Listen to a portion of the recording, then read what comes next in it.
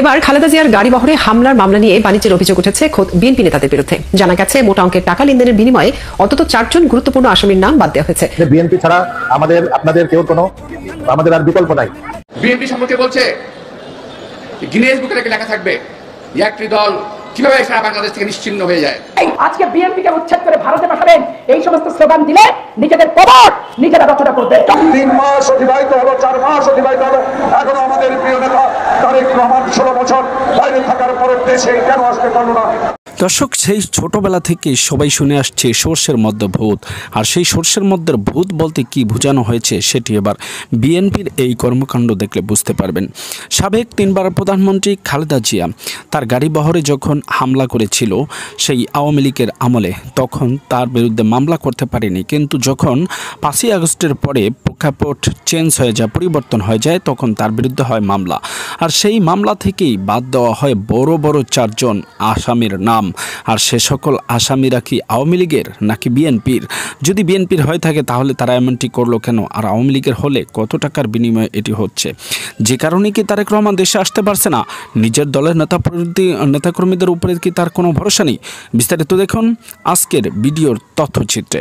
এবার খালেদা জিয়ার গাড়ি বহরে হামলার মামলা নিয়ে বাণিজ্যের অভিযোগ উঠেছে খোদ বিএনপি নেতাদের বিরুদ্ধে।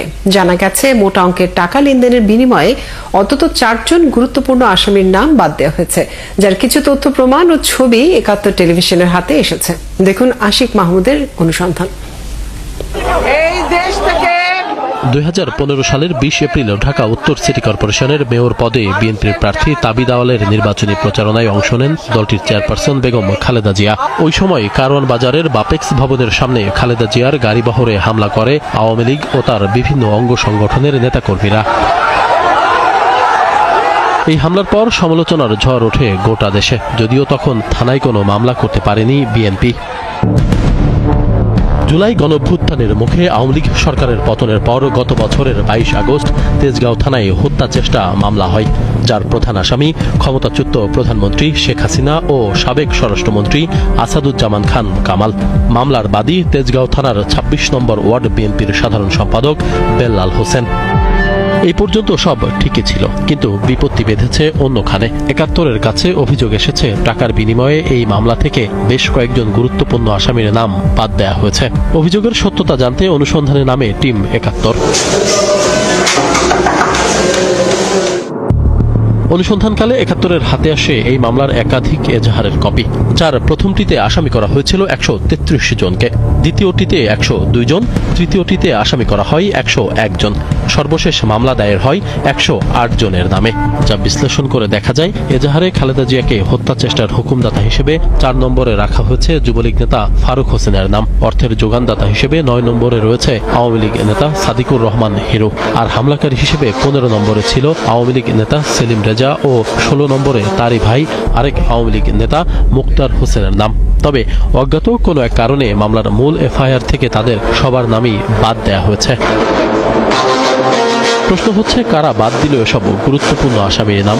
উত্তর জানতে মামলার বাদী বেল্লাল হোসেনের মুখোমুখি আমরা। সাইফুল আলম নীরব ভাই আমাকে বারবার ফোন দিছে এই মামলা, তাকে না জিজ্ঞেস করে কেন আমি মামলা করতে গেছি। পরক্ষণে হ্যাঁ, নাম বাদ দেওয়ার বিষয় সে লোক পাঠাইছে থানায়। তিনি নতুন করে আরেকটা তালিকা করে এখান থেকে অনেকের নাম বাদ দিয়ে, আপনি টোটাল লিস্টটা দেখলে বুঝতে পারবেন। যখন আমি বললাম যে ভাই এই নামগুলি কেন বাদ দিচ্ছেন, বললো যে এটা বাইরে অর্ডার ছাড়া এটা হবে না, তুমি এটা করতে হবে। তারা নামগুলি, তাদের পছন্দ মতো নামগুলি তারা বাদ দিয়ে দিছে। ঠিক আছে, রাইট রাইট, অবশ্যই আওয়ামী লীগের লোক। এবং এইটা তারা কি কিসের বিনিময়ে বাদ দিছে সেটা আমি বলতে পারবো না।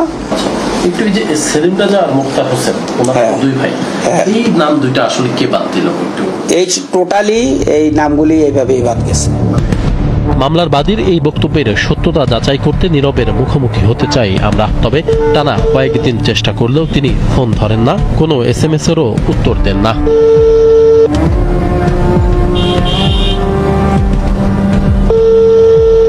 কেন এসব আসামিদের নাম বাদ দিলেন তারা? এবার সে প্রশ্নের উত্তর খোঁজার পালা। শুরুতেই কয়েকটি ছবির দিকে নজর দিতে হবে। এই ছবির মাঝখানের ব্যক্তি বিএনপি নেতা বেল্লাল হোসেন, যিনি খালেদা জিয়ার গাড়িবহরে হামলা মামলার বাদী। তার ঘাড়ে হাত দিয়ে দাঁড়িয়ে আছেন আওয়ামী লীগ নেতা সেলিম রেজা। তিনি খালেদা জিয়ার গাড়িবহরে হামলা মামলার 15 নম্বর আসামি ছিলেন, কিন্তু মামলার এফআইআর থেকে তার নাম বাদ দেওয়া হয়েছে। তাদের এমন ঘনিষ্ঠ মুহূর্তের আরো বহু ছবি 71-এর হাতে এসেছে। তারা কখনো মাওয়া ঘাটে গিয়ে প্লেট ভর্তি করে খাচ্ছেন ইলিশ, কখনো আবার রাজধানীর নামি দামি হোটেলে দিচ্ছেন আড্ডা। সেলিম রেজার সাথে আপনার এখনকার এত সখ্যতা কেন? বিভিন্ন জায়গায় খাচ্ছেন, ঘুরছেন, ঘাড়ে হাত দিয়ে ঘুরছেন, এক গাড়িতে ঘুরছেন। সেলিম ভাইয়ের সাথে আমার কোনো সখ্যতা নেই, এইটা আমার কখনোই ছিল না, এখনো নাই। যে ঘাড়ে হাত দিয়ে গলায় গলায় সখ্যতা নিয়ে তারা ঘুরছেন বিভিন্ন জায়গায়, এগুলো কি আসলে তাহলে কি মিথ্যা? অবশ্যই মিথ্যা, আমি কখনোই তার সাথে চলাফেরা করি না। আমাদের কাছে প্রমাণ আছে, আপনি ছবি তুলছেন, এটা কি, এই ছবি কি আসলে তাহলে মিথ্যা? না, এটা আসলেই সত্য না। তাইলে এটা অসম্ভব। এটা কোনো না কোনো ভাবে কেউ না কেউ এটা ছবি এডিট করে করতেছে, এরকমও তো হইতে পারে। সেলিম রেজার ভাই মামলার 16 নম্বর আসামি মুক্তার হোসেনকেও মামলা থেকে বাদ দিয়েছেন বেল্লাল। এই মুক্তার হোসেন শুধু খালেদা জিয়ার গাড়িবহরে হামলা নয়, জিয়াউর রহমানের সমাধি ভাঙতে যাওয়া আওয়ামী লীগ নেতাদের মধ্যেও অন্যতম একজন। এই সমস্ত আসামিদের নাম বাদ দেওয়ার বিষয়টি নেক্কারজনক বলছেন বিএনপির সিনিয়র আইনজীবীরা। তিনি যদি কোনো দলীয় কোনো পদধারী ব্যক্তি হন, যে তিনি এই মামলায় ইচ্ছাকৃতভাবে কোনো ব্যক্তিকে বিশেষ সুবিধা দেওয়ার জন্য তাদের নাম বাদ দিয়েছেন, আমি বলবো সেটা হবে অত্যন্ত দুঃখজনক। আমি মনে করি বাদীর বিরুদ্ধেও কিন্তু তদন্তকারী কর্মকর্তা তার বিরুদ্ধে ফৌজদারি অপরাধ সংগঠনের কিংবা মিথ্যা তথ্য প্রদানের জন্য তার বিরুদ্ধেও কিন্তু প্রসিকিউশন করার প্রস্তাব করতে পারেন।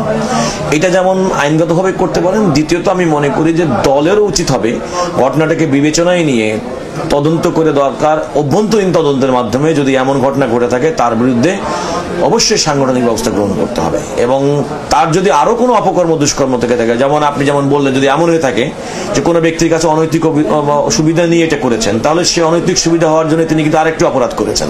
খালেদা জিয়ার গাড়িবহরে হামলার মতো স্পর্শকাতর মামলা নিয়েও যারা বাণিজ্যে মেতেছেন তাদের বিরুদ্ধে কি ব্যবস্থা নেবে বিএনপি, সেটা এখন দেখার অপেক্ষা।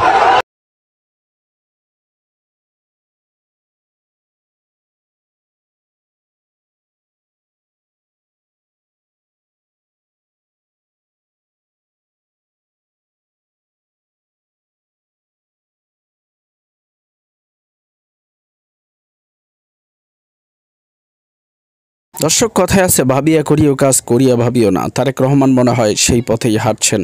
দর্শক, ভিডিওর তথ্যচিত্র দেখার পর আপনাদের মতামত জানাবেন কমেন্টস বক্সে। এরকম নিত্য নতুন ভিডিও পেতে চ্যানেলটিকে সাবস্ক্রাইব করে রাখুন। আজকের মতো এখানে বিদায় নিচ্ছি।